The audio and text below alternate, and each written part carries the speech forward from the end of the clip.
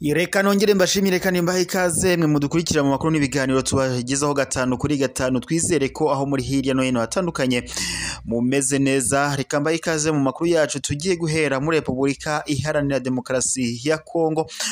Muri Kongo biravuga ko imirwano yongeye kubura hagati y'igisiri ya M23 ndetse n'umutwe witwa Intwaro wa Wazalendo.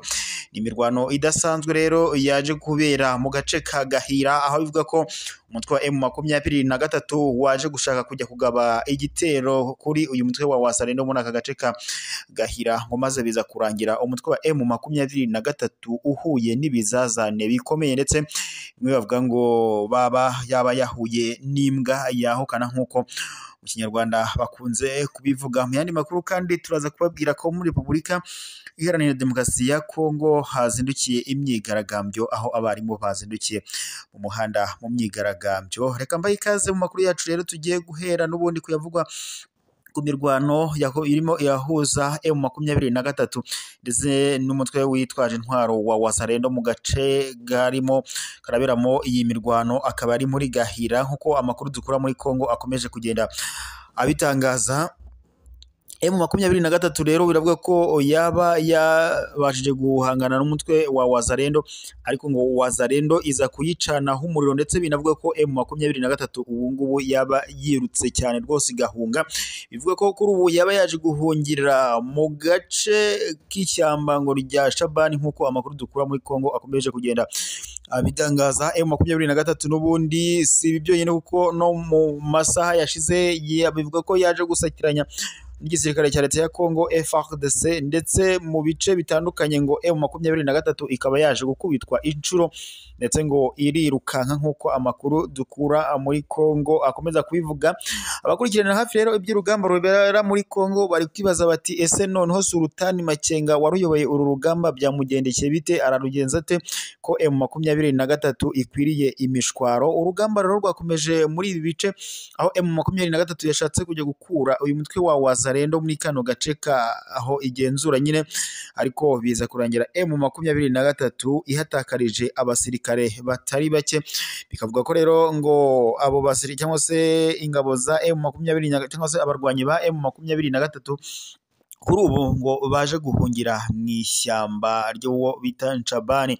Nk'uko amakuru dukura muri Repubulika Iharanira Demokarasi ya Kongo avuga ko M23 kuri ubu ngubu nyine yabuze amahwemo cyangwa se yabuze icyerekezo, kuri ubu yaba ishaka gushyira intwaro hasi bubi na bwiza, kuko Wazalendo yamaze kuyicanaho umuriro mu buryo budasanzwe. Imirwano rero irakomeje hagati ya M23 ndetse n'igisirikare cya leta ya Kongo FARDC, ndetse mu gihe gishize byumvikanaga ko M23 yari yaragiye yigarurira uduce dutandukanye, gusa kugeza amagingo ya M23 biravuga ko yaba yamaze kwamburwa uduce dutandukanye, ndetse na Wazalendo kuri ubu ngubu yaba iyimereye nabi. Abaturage bo muri Kongo bakomeje guhunga kubera izi ntambara z'urudaca zikomeje guhuza izi mpande zombi, ndetse M23 nubwo yatangaje ko ngo izakora ibishoboka byose ikarwana ku baturage, gusa kugeza amagingo byaba bimaze kugorana, kuko kuri ubu M23 yaba yamaze gucika intege, kuko ngo umutwe cyangwa se umutwe witwaje intwaro wa Wazalendo waba umereye nabi uyu mutwe witwaje intwaro wa M23. Mu yandi makuru rero reka n'ubundi tuyakomereze komeje kuvugwa muri Repubulika Iharanira Demokarasi ya Kongo. Muri Kongo biravuga ko imyigaragambyo idasanzwe yaramutse muri iki gihugu, nk'uko byatangajwe bivuga ko kuri uyu wa gatatu tariki ya 9 Ukwakira 2024 abarimu bigisha mu mashuri ya leta mu mujyi wa Uvira mu ntara ya Kivu y'Amajyepfo muri Repubulika Iharanira Demokarasi ya Kongo bakoze imyigaragambyo yo gusaba leta kubaha umushahara ungana n'amadolari y'Amerika 500 mbere y'uko ngo batangira imirimo yo kwigisha abanyeshuri bamaze amezi agera kuri 2 batiga. Abarimu babarirwa mu magana ngo bo mu mujyi wa Uvira baherekejwe n'abanyeshuri bazindutse muri iyi myigaragambyo basaba leta ngo kongeza umushahara ikavanaho ngo n'ubusumbane bavuga ko ngo bugaragara mu bihembo baba bagenewe. Kuva Kavimvira werekeza ku biro by'umujyi wa Uvira.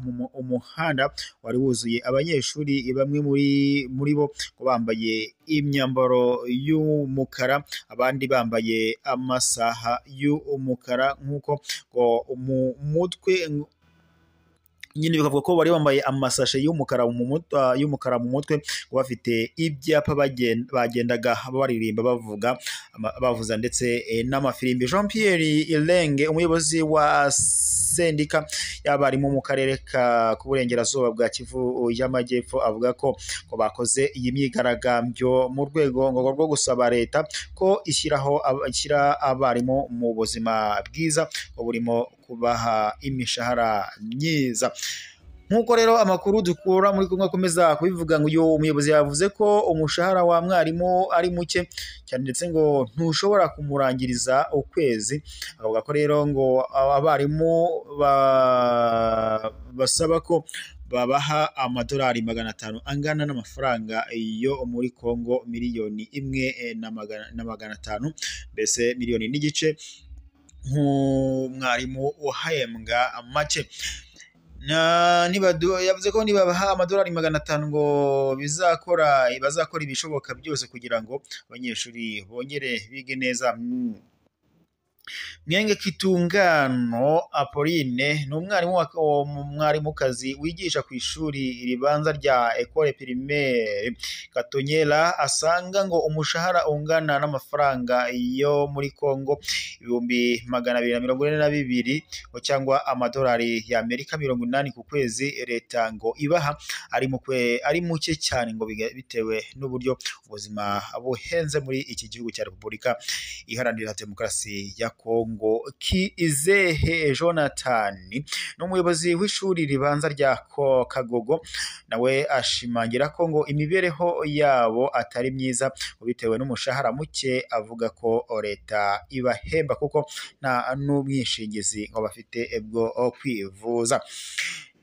Gusa kubera iyi myigaragambyo y'abarimu imaze iminsi ibera muri iki gihugu, ngo hari bamwe mu babyeyi bahisemo kuvana abana babo mu bigo by'amashuri bya leta ngo bajyanwa mu bigo byigenga. Umuyobozi wungirije w'umujyi wa Uvira Kifala Kiki Kapenda yasezeranyije aba barimu ngo bakoze imyigaragambyo ko ubutumwa bwabo abugeza kuri minisitiri ushinzwe uburezi ku rwego rw'igihugu. Usibye gusaba ko abarimu bahembwa amadolari 500 y'abanyamerika, basabye kandi ko abarimu bashya ngo batarahembwa nabo ngo bahembwa ndetse ngo bakanavanwaho uturere tugena imishahara. Ubusanzwe muri Repubulika Iharanira Demokarasi ya Kongo abarimu barushanwa imishahara bitewe n'akarere cyangwa umujyi barimo. Imibare igaragazwa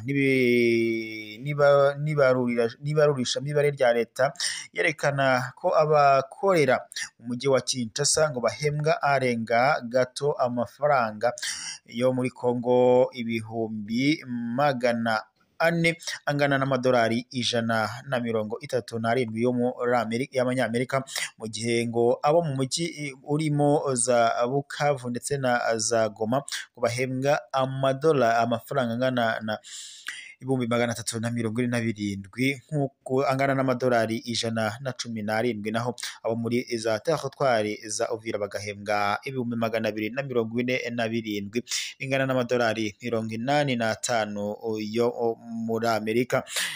Nk'uko rero amakuru dukesha ibitangazamakuru bitandukanye biravuga ko nyine iyi myigaragambyo yari irimo yari yiyobowe n'aba barimu ndetse n'abanyeshuri bari barimo barasaba ko abarimu nyine bakongererwa umushahara ngo kubera ko ubuzima muri Kongo ibintu bitifashe neza. Ibintu muri Kongo byaje kuzamba ubwo M23 yuburaga imirwano n'igisirikare cya leta ya Kongo FARDC, ndetse aho imihanda imwe n'imwe yaje no gufungwa, biza gutuma ibicuruzwa bihenda haba mu mujyi wa Goma ndetse no mu bindi bice bitandukanye, kubera ko ibicuruzwa byavaga mu bice bitandukanye byerekeza mu mujyi wa Goma bitakibasha kuhagerayo kubera ko M23 yamaze gufunga imihanda yose yerekeza mu mujyi wa Goma. Ndabashimira rero mwebwe mwese mudukurikira mu makuru y'ibiganiro tubagezeho 5 kuri 5. Mukomeze mukande subscribe cyangwa sabone, mukande partage ndetse na share, maze amakuru ajya bageraho 5 kuri 5 munayasangiza inshuti n'abavandimwe. Mukomeza kudukurikira kuri uyu muyoboro wacu wa YouTube. Ndabashimira rero tubagezeho amakuru y'ibiganiro biba bitandukanye, by'umwihariko twibanda muri politike ndetse n'umutekano, aho tugaruka ku makuru abarimo aravugwa hano mu karere k'ibiyaga bigari.